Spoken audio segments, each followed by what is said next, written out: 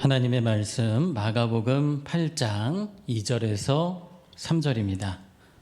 마가복음 8장 2절에서 3절입니다.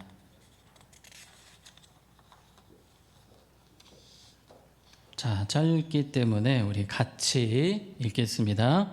내가 무리를 불쌍히 여기노라. 그들이 나와 함께 있은지 이미 사흘이 지났으나 먹을 것이 없도다. 만일 내가 그들을 굶겨 집으로 보내면 길에서 기진하리라. 그 중에는 멀리서 온 사람들도 있느니라. 아멘. 자, 우리 옆에 계신 분들에게 축복합니다. 축복합니다. 네, 오늘 박종현 강도사님이 선교팀을 가셔서 우리 양요한 전도사님 특별히 또 은혜로운 찬양 우리 축복합니다 한번. 네, 축복합니다. 네, 박수 부탁합니다. 감사합니다. 우리 전사님 멋있으시죠? 네, 지금 대답하신 분이 한 30% 정도. 네, 근데 너무 좋으세요 우리 전사. 우리 박종현 강도사님도 너무 멋지시고 우리 교회 교역자분들이 전체적으로 다 좋으십니다. 그죠? 네. 자, 우리 보통 연말이 되면 12월쯤에 서점에서 베스트셀러로 제일 많이 오르는 책들이 있습니다. 그 중에 하나가 트렌드 코리아 들어보셨어요? 예, 트렌드 코리아 2024가 작년 12월에 나왔습니다. 여기에는 이제 내년에 지금 2024년이죠. 2024년에 키워드, 소비자 키워드 10가지를 이 책에 담고 있습니다. 첫 번째 혹시 먼저 아세요? 분초사회라고 합니다. 분초사회. 왜 분초사회라는 말을 붙였을까요? 그만큼 사람들이 바쁘게 살아가는 겁니다. 예전에는 가성비가 중요했다면 지금은 시성비가 중요한 시대가 되었어요.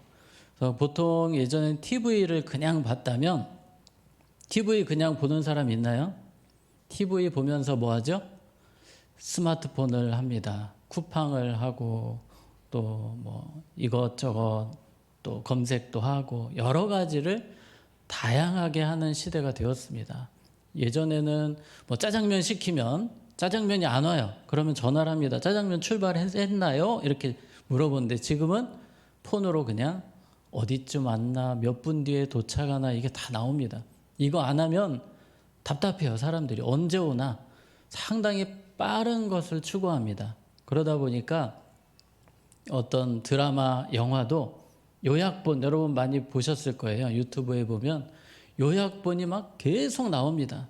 영화 2시간짜리를 그냥 10분짜리로 끝내버리는 그런 시대가 되었습니다. 그 유플러스에서 조사를 했는데 그런 OTT 관련 영상을 볼 때 그 회원 중에 40%가 빨리 감기, 빨리 배속, 1.5배속 뭐 이런 거 있잖아요.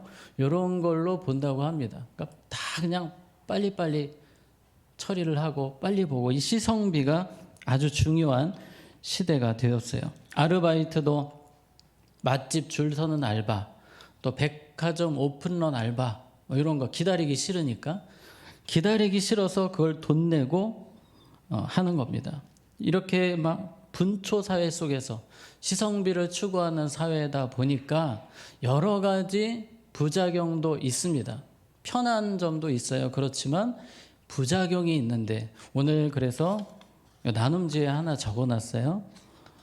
빠름을 추구하는 사회 속에서 우리 신앙생활의 부작용은 무엇이 있을까요?를 제가 질문을 넣었습니다. 대표적인 것들을 꼽아보자면 사람들이 빠른 걸 좋아하니까 설교도 그냥 빨리 감기로 유튜브로 그냥 빠르게 보고 예배 드렸다고 하시는 분들이 계세요. 그래도 이곳에 나오신 분들은 그래도 다행인데 많은 청년들이 뭐 교회 가서 오랫동안 예배 드리고 모임하는 게 싫다는 거예요. 집에서 유튜브로 빠르게 보고 그냥 내 할 일 하겠다. 또 유튜브로 설교 보면서 또 딴 것도 하고 그런 시대다 보니까 은혜 받는데 지장이 많습니다. 하나님은 여러분을 천천히 만나기를 원하세요. 하고 싶은 말씀이 많으세요.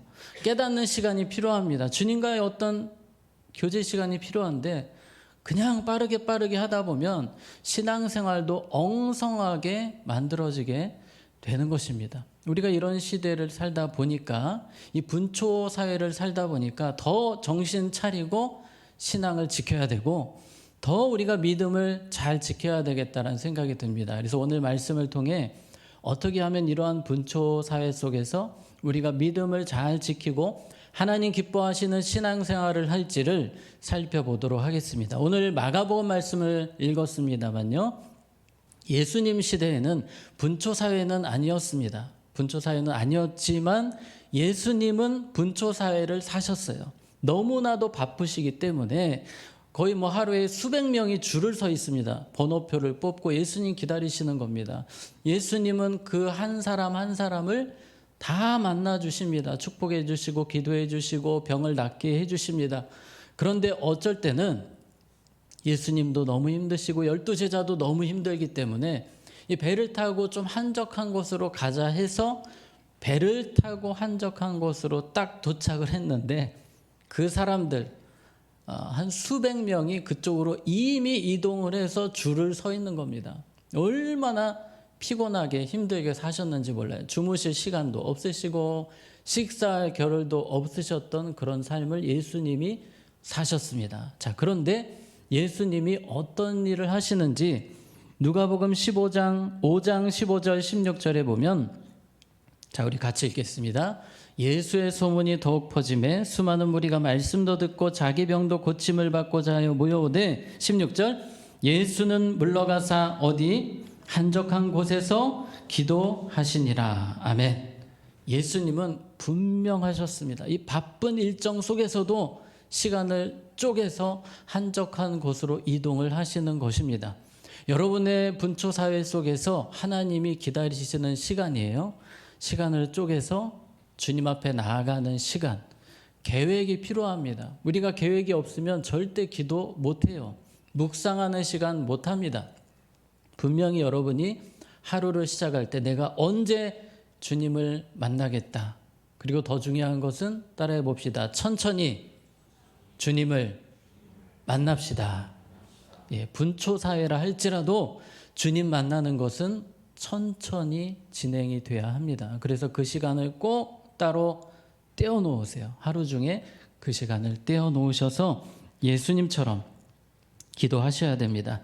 예수님은 또 새벽 미명의 습관을 따라 기도하셨습니다. 새벽 기도를 늘 지키시는 삶을 사셨어요. 예수님께는 기도가 필수였습니다. 그런데 12제자에게는 기도가 옵션이었어요. 그래서 그들은 피곤하면 하지 않습니다. 바쁘면 하지 않습니다. 많은 청년들이 이 12제자와 같은 삶을 살아갑니다. 예수님도 사탄의 공격이 상당히 심각했습니다. 그러나 기도로 이겨내셨어요. 그런데 12제자는 기도하지 않아서 다 무너지게 되었습니다. 우리도 마찬가지입니다. 따로 시간을 정해놓지 않으면, 그 천천히 주님과 만나는 시간을 확보하지 않으면 영혼은 죽게 되어 있습니다. 그래서 첫 번째 한번 따라해 보겠습니다. 분초 사회에서 주님을 천천히 만나야 합니다. 천천히 주님과 만나는 그 시간을 꼭 확보하셔서 만나시기 바랍니다. 언제 기도하라고 하셨습니까? 예수님께서는 쉬지 말고 기도하라고 하셨습니다. 왜냐하면 호흡과 같기 때문이에요. 호흡이 멈추면 죽습니다. 여러분 그것만 오늘 꼭 마음에 담고 가셨으면 좋겠습니다. 호흡이 멈추면 죽는 것처럼 내 생활의 기도가 끊어지면 내 영혼은 순식간에 죽는 것입니다. 말라 죽는 거예요. 영혼은 기도를 통해 반드시 살아나게 됩니다. 지난주에 다윗 이야기, 아까 우리 간사님이 기도하셨지만 다윗이 두려움에 빠졌을 때에 후회하는 일을 하게 됩니다. 분별력이 제로가 되었다고 지난주에 말씀을 드렸습니다. 다윗은 기도하지 않았어요. 조금도 기도하지 않았습니다. 그때 그 일을 겪은 겁니다. 우리도 마찬가지입니다. 기도하지 않고 잠시 잘 되는 것 같지만 절대 아닙니다. 반드시 후회하는 순간이 오는 거예요. 성경의 모든 사람들은 어쩌다가 마귀에게 이긴 일이 없습니다. 다 기도로, 오직 기도로 영적인 전쟁을 승리로 나아갔던 것입니다. 세계적인 지휘자이셨던 번스타인이란 분은 이런 어록을 남기셨습니다. 하루를 연습하지 않으면 내가 알고, 이틀을 연습하지 않으면 아내가 알고, 3일, 사흘을 연습하지 않으면 누가 안다? 청중이 안다라는 말을 했어요. 영적인 세계는 더합니다. 하루만 기도하지 않아도 사탄이 압니다. 정확하게 아는 거예요. 우리가 기도하지 않는 것, 하루 정도 내가 기도 쉴 수 있습니다만, 그러나 내 영혼은 죽고 이미 사탄은 내 삶에 역사하는 겁니다. 꼭 기도 시간, 분초사회이지만 천천히 주님과 만나는 시간을 어떻게든지 확보할 수 있기를 축복합니다. 아멘. 자, 오늘 마가복음 8장은 예수님의 바쁜 일정을 담고 있습니다. 예수님이 지금 남자만 4,000명이니까 만여 명이 모여서 말씀을 듣고 있는 현장에 계십니다. 말씀이 얼마나 좋은지 이 만여 명이 무려 3일 동안 예수님이 아침부터 저녁까지 설교를 하십니다. 지금 만약에 제가 늦게까지 한 6시까지 설교를 하게 된다면 이 중에 좋은 사람 있기는 하시겠죠. 그런데 아마 대부분 많이 힘들어 하실 것 같습니다. 근데 이 지금 예수님과 함께하는 만여 명이 은혜를 얼마나 많이 받았는지 시간 가는 줄 모르고 3일이 지나갔어요. 이들은 도시락도 몇 개 싸왔지만 3일이나 말씀을 들을 것이라고 준비를 안 하고 왔습니다. 그렇다 보니까 이제 3일째 되니까 드디어 배가 고프기 시작합니다. 미치겠는 겁니다. 꼬르륵 소리가 나고 이제 집회가 거의 끝나가는데 큰일입니다. 다들 아사 직전이에요. 너무 힘든 상황이 되어 있습니다. 이런 상황에서 2절 말씀, 오늘 우리가 읽었던 2절에 보니까 내가 무리를 어떻게 여기노라? 불쌍히 여기노라. 그들이 나와 함께 있은 지 이미 사흘, 3일이 지났지만 먹을 것이 없도다. 예수님이 불쌍히 여기셨다는 표현이 나옵니다. 여기서 불쌍히 여기셨다는 원어적인 의미는 창자가 끊어지는 아픔입니다. 예수님이 그렇게 아파하셨다는 거예요. 누구를 보시면서요? 이 사람들을 보면서, 배고픈 이 사람들을 바라보시면서 예수님께서 너무나도 가슴 아파하셨어요. 우리도 마찬가지입니다. 우리가 힘들 때 우리가 생각하는 것보다 주님은 창자가 끊어지는 아픔으로 아파해 주십니다. 심지어 여러분이 다이어트 중이라서 좀 며칠 몇 끼를 굶었다.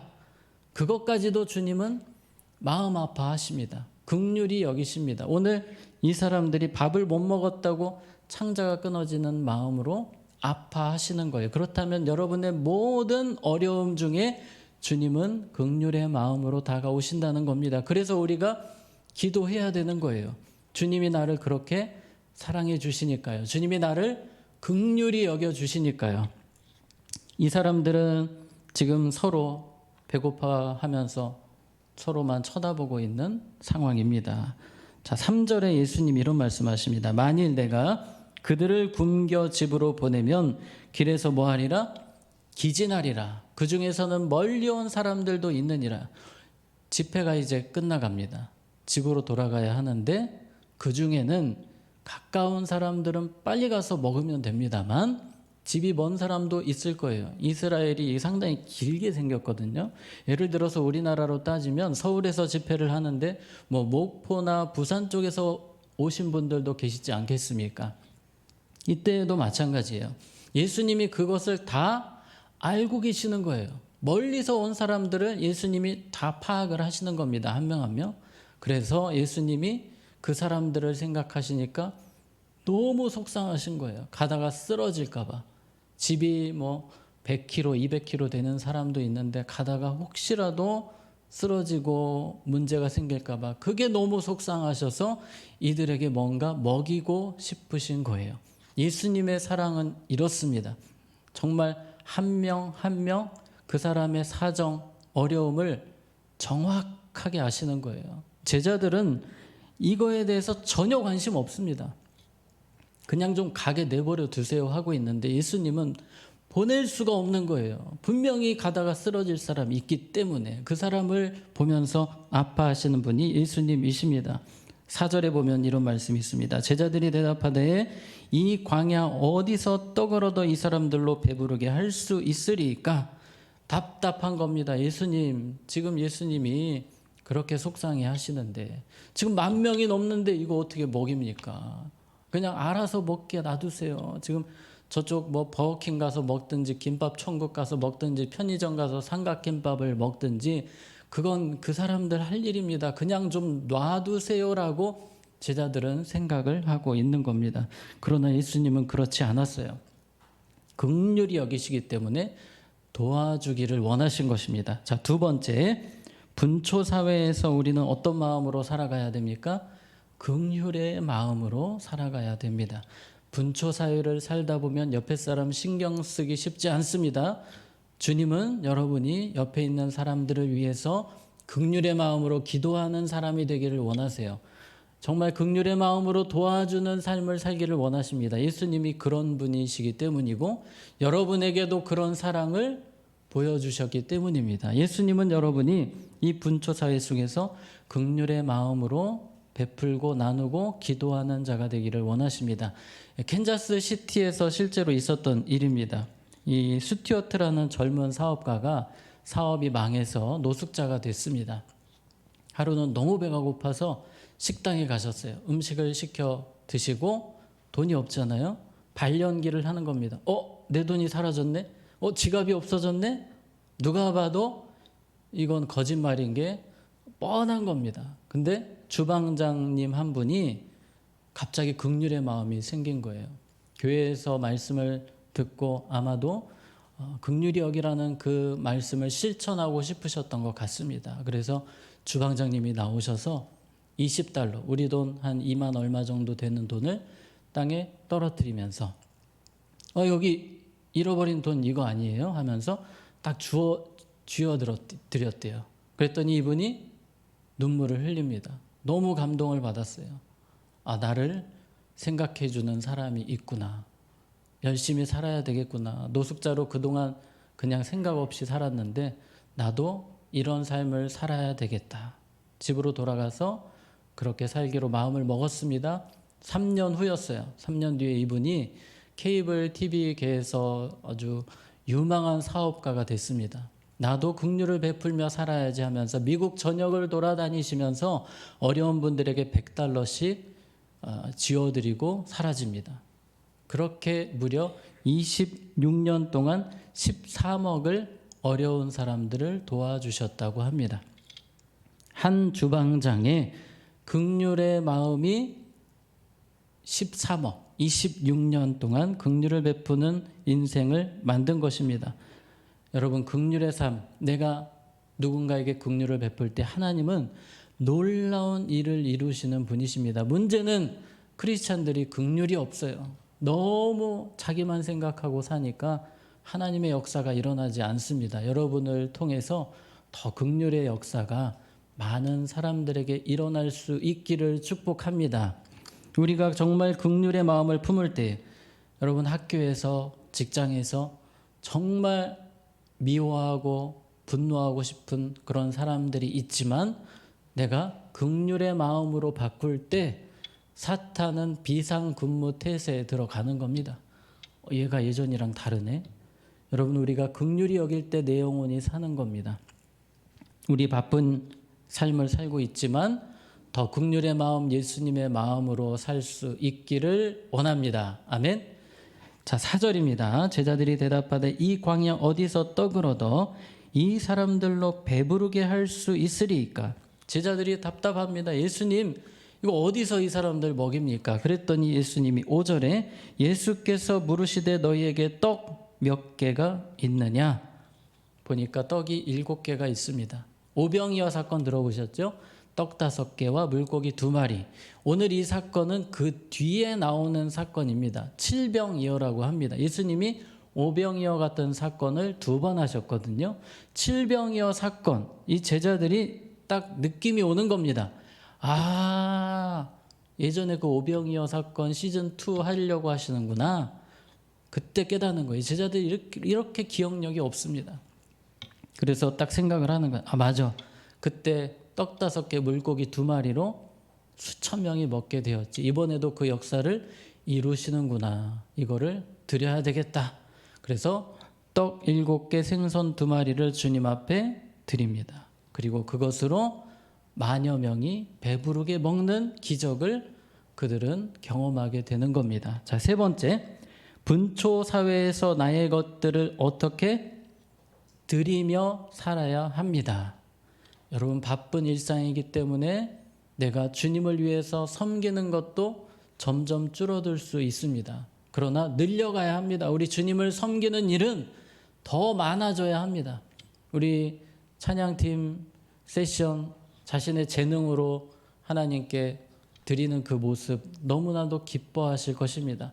우리 청년부 안에서도 리더로 임원으로 섬기시는 그 모습을 하나님 너무나 기뻐하세요. 우리 청년들 중에는 또 주일학교에서 성가대에서 섬기시는 분들도 계십니다.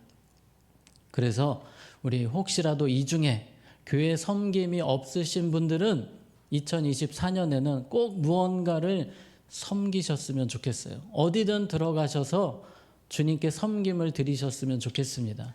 그리고 그동안 오랫동안 내가 많이 섬겼으니 이제는 좀 섬김을 줄여야 되겠다라는 생각은 절대 하지 마시고 내가 더 섬기겠다. 따라해 봅시다. 더 섬기겠습니다. 네, 주님 앞에서 섬김으로 나아가는 그 섬김을 통해 우리 예수님은 오병이어 7병이어의 기적을 이루시는 분이세요. 여러분, 어떻게든지 내가 섬기겠다, 이 마음을 절대로 놓치지 않았으면 좋겠습니다. 자, 말씀을 정리하겠습니다. 우리가 이 분초사회, 빨리빨리 시성비 그런 사회 속에 살고 있을지라도 주님 만나는 것은 어떻게 해요? 천천히 해야 됩니다. 시간을 확보하고 날마다 드려야 합니다. 또 개인주의, 이기주의 가득한 세상이지만 주님이 원하시는 대로 긍휼의 마음으로 기도하고 용서하고 품고 베풀고 섬기기를 좋아하는 우리 청년들이 됩시다. 아멘. 그리고 주님 앞에 내가 더 드리기 원합니다. 나의 시간, 물질, 재능 내가 드릴 수 있는 대로 더 섬기면서 주님의 오병이어 기적, 7병이어 기적을 누리는 저의 삶이 되기 원합니다. 그렇게 살아가는 우리 사부의 예배자 모두가 되기를 원합니다. 아멘. 기도하겠습니다. 하나님, 바쁜 일상을 살고 있지만 주님 만나는 일만큼은 확보하게 하시고 천천히 주님과 만나 기도하며 내 영혼이 살아나고 주님을 위해 살아가는 우리가 되게 하여 주시옵소서. 우리가 긍휼히 여기기를 원하시는 주님, 더 긍휼의 마음으로 예수님의 마음으로 살게 하시고 주님 앞에 더 드리며 살아가는 우리 모두가 되게 하여 주시옵소서. 예수님 이름으로 기도합니다. 아멘. 이 시간 우리 결단하며 찬양으로 나아갑니다. 보소서 주님, 나의 마음을 선한 것이 하나도 없습니다. 그러나 내 모든 것 주님께 드립니다. 이 시간 나를 새롭게 하여 주시옵소서. 이제